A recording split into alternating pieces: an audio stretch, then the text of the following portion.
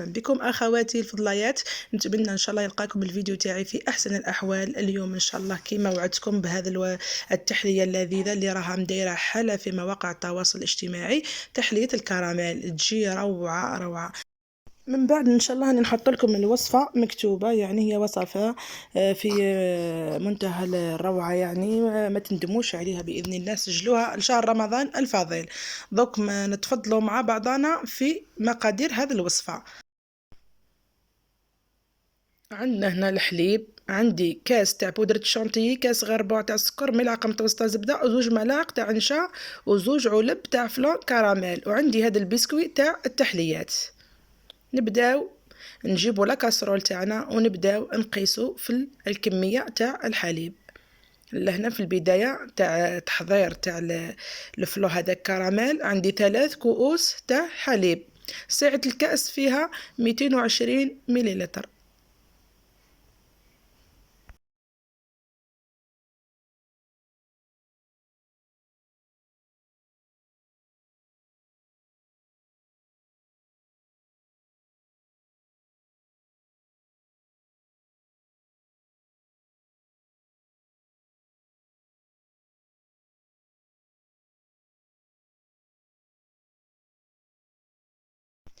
نزيد نضيف للحليب زوج علب تاع فلان كراميل.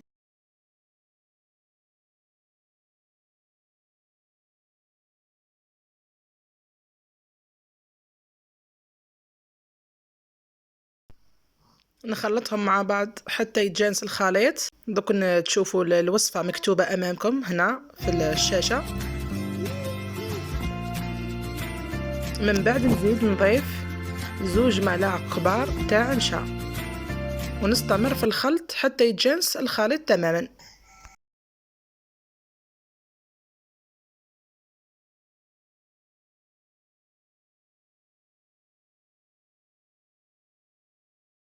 من بعد كي نكمل نحط الخليط على النار تكون قليلة، ونستمر في الخلط حتى يعقد معنا الخليط كما راكم تشوفوا بهذا الشكل. شوفوا يولي كريمه.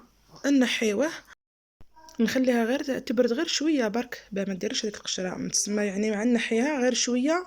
من بعد نحطها في لي غيسبيون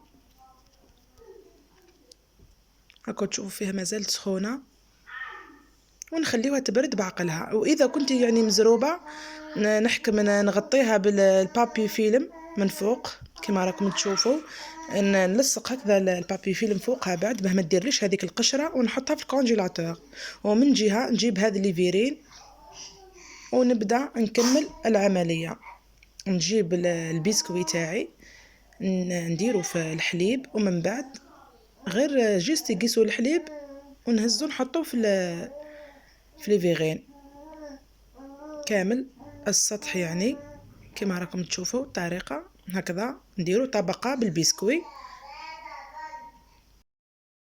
عندي هذه العلبه كذلك تاع البلاستيك، ندير فيها كميه يعني تقدري حتى تحتفظي بها، مثلا ما تاكليهاش في هذاك النهار، تخليها مثلا الغدوه ولا ما عنده ما يصرى راح تبقى هي وتغطيها بالغطاء، يعني تكون علبه مغلقه. ولا قادر البنات ديروها كمشروع، يعني كمشروع. لهنا هاني جبت الاخر الكريمه تاعي راها الله يبارك جمدت روعه. قد ما تكون بارده قد ما تكون النتيجه مليحه. شوفوا راها جامده، ماشي جامده كي نقول لك جامده يعني ولات كلاص، لا يعني راها تجمدت حكمت روحها. نجيبوا الباطيغ تاعنا ونبدا.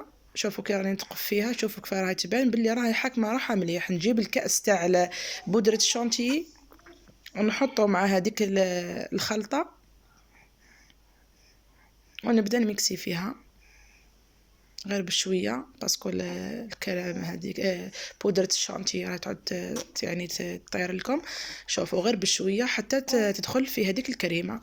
نبقاو نعاودوا يعني العمليه حتى تولي لنا كريمه، تجي لازم كريمه خفيفه. شوفوا اللون تاعها كيف راه يتبدل. من بعد نحي هذوك الجوانب نهبطهم ونعاود نميكسي باه يجينا الخليط كامل كيف.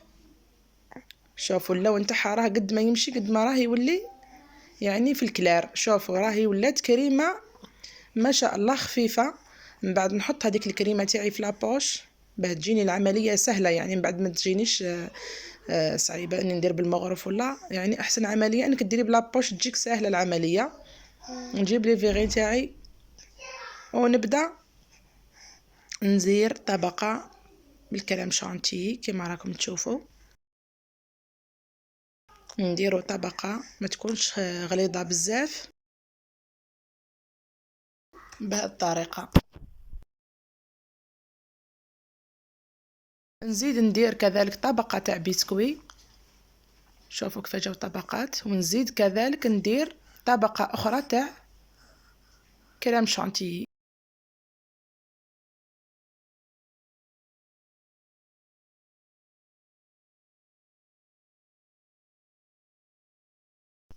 بعد ما كملت نزيد ندير طبقه بالبنان كما راكم تشوفوا، ومن بعد نزيد نغطيها كذلك بكريم شانتيي.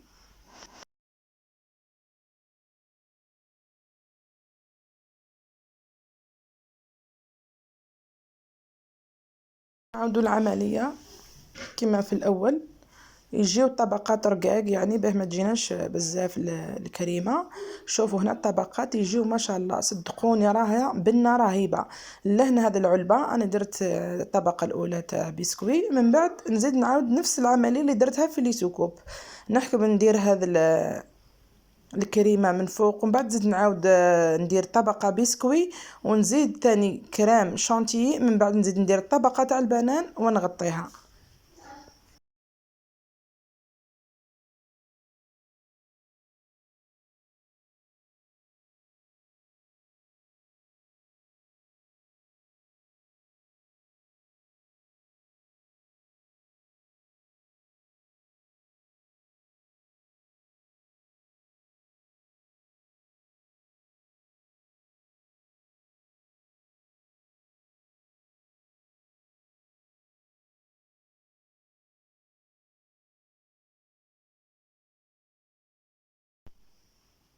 بعد ما كملت نروح ندير كراميل تاعي. عندي لهنا كاس تاع حليب، ملعقه متوسطه تاع زبده، وكاس غير ربع تاع سكر.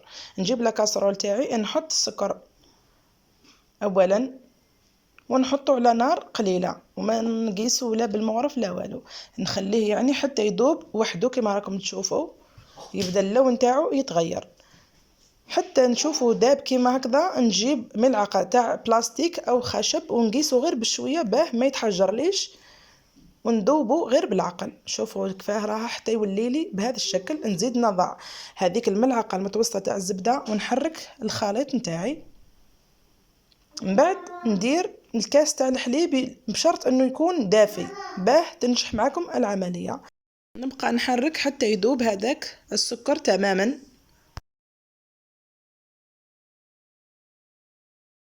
نضيف ربع كاس تاع ماء فيه ملعقه صغيره تاع نشا، ونخلطها مع هذاك الكراميل، ونخلط غير بشوي حتى يولي لي كريمه. من بعد نجيب لو سكوب هذوك ونحط هذيك الكريمه من فوق كما راكم تشوفوا.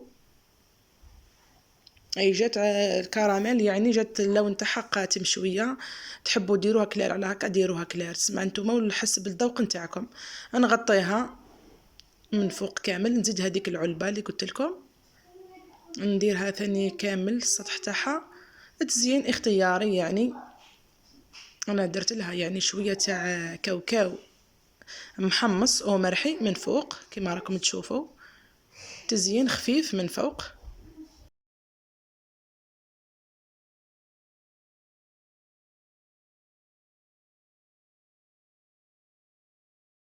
نتمنى ان شاء الله تكون عجبتكم هذه الوصفه حباباتي. تحليه الكراميل يعني راها مدايره حاله في مواقع التواصل الاجتماعي، جات ما شاء الله ذوقا يعني شكلا وذوقا.